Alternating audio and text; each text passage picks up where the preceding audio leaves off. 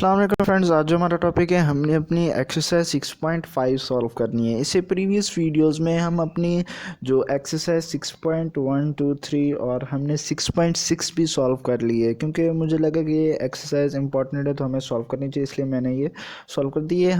हमारी जो quick study 6.9 हम कर चुके हैं, सेम टू सेम एग्जैक्ट उसी तरह से ये हमारी ये भी एक्सरसाइज 6.5 भी सेम टू सेम। हमने उसमें भी क्या फाइंड करना था, हमने एज अ होल और applied separately to the each product के लिए हमने क्या फाइंड करनी थी, कॉस्ट फाइंड करनी थी। इसमें भी हमारे पास यही है, एलसीएम मेथड के जरिए से हमने क्या करना है, अपनी कॉस्ट फाइंड करनी है एज अ होल के लिए और अप्लाइड सेपरेटली के लिए। ठीक, तो हमने ये भी हमारी बिल्कुल सेम टू सेम एक्सरसाइज है, लेकिन वो जो क्विक स्टडी थी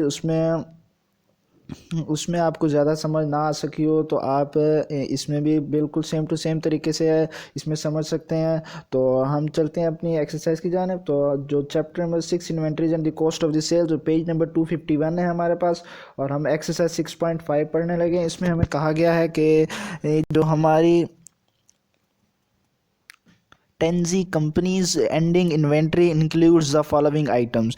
एक कंपनी है, टेंजी कंपनी है, उसकी एंडिंग इन्वेंट्री में फॉलोइंग आइटम्स हैं। उसके बाद वो कहते हैं कि compute the lower of the cost of the market for the ending inventory. अब वो कहते हैं कि इसमें लोअर ऑफ कॉस्ट फाइंड करो या हमारे पास market of ending inventory find करो एज अ होल के लिए और applied separately to the each product के लिए।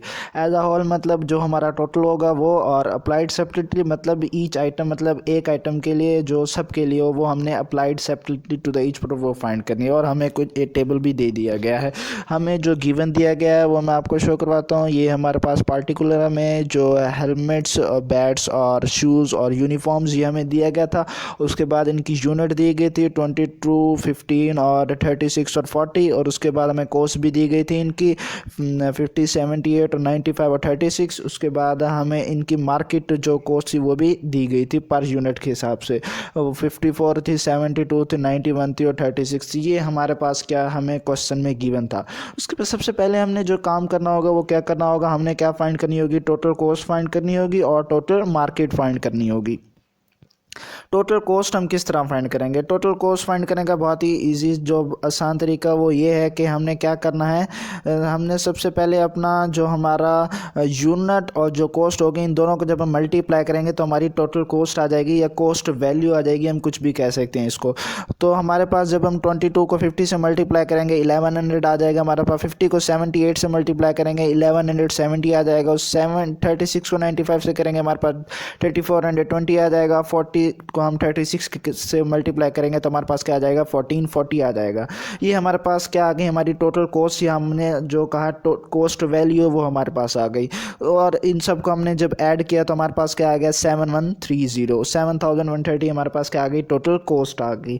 मतलब कॉस्ट वैल्यू को सबको ऐड किया तो हमारे पास टोटल कॉस्ट क्या आई, 7130।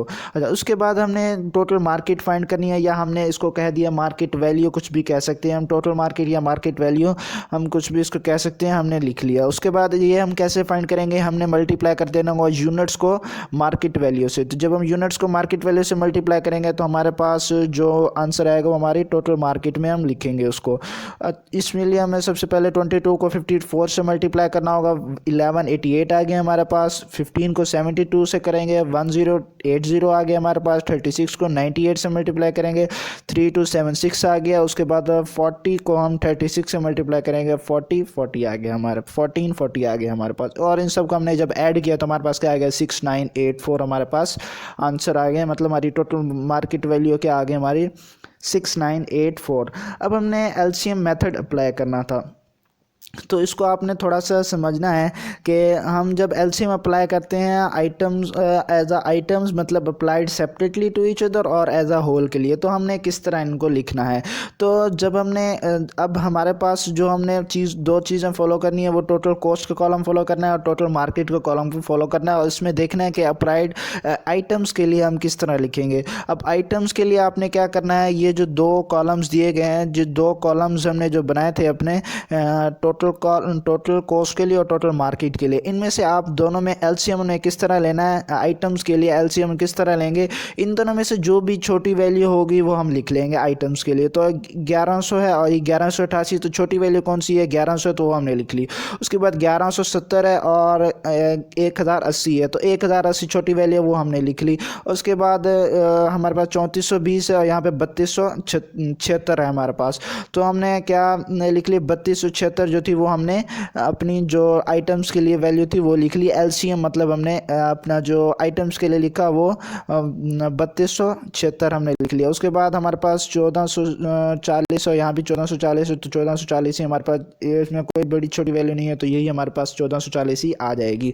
उसके बाद हमने एज अ होल के लिए देखना है, तो एज अ होल के लिए हम क्या देखेंगे, एज अ होल के लिए जो हमने टोटल दोनों के निकाले थे इसमें से जो हमारे पास छोटी वैल्यू होगी वो हम ले लेंगे। मतलब ये हमारे पास टोटल हो गया ना, इन टोटल कॉस्ट का और टोटल मार्केट का, ये हमारे पास एज अ होल के लिए। फिर हम क्या देखेंगे, इन जो हमारा टोटल होगा इन दोनों को हम देखेंगे, तो इन दोनों में से जो भी छोटी वैल्यू होगी वो हम एज अ होल के लिए लिख लेंगे।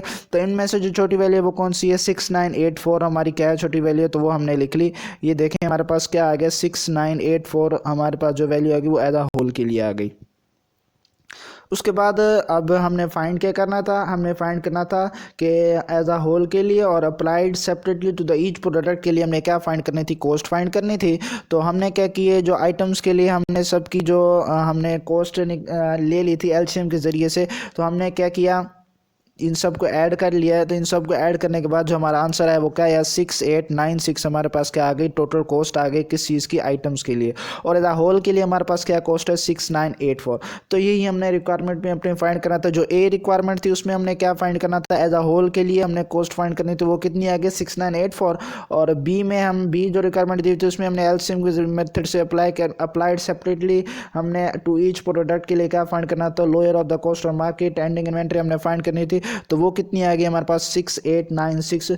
और इसमें हमें जो क्वेश्चन बुक में दिया गया है इसमें हमारे पास चेक भी दिया गया है, उसमें हमें 6896 हमें बी जो हमारी रिक्वायरमेंट थी उसका आंसर दिया गया है। मतलब 6896 हमारा एलसीएम जो आया है वो क्या आया है, करेक्ट आया है। मतलब ये हमारा क्वेश्चन भी सही है। होप सो ये बात आपको समझ में आ गई। अगर फिर भी आपका कोई क्वेश्चन हो क्योंकि आपने ज़रूर कमेंट करना है, ज़रूर पूछना है ताकि आपका इशू हल हो सके। अगर आप चैनल पर नहीं हो तो चैनल को सब्सक्राइब कर दें, वीडियो को लाइक कर दें ताकि आपको आने वाले हर नए वीडियो का नोटिफिकेशन मिल सके। Thanks for watching. अल्लाह हाफिज़।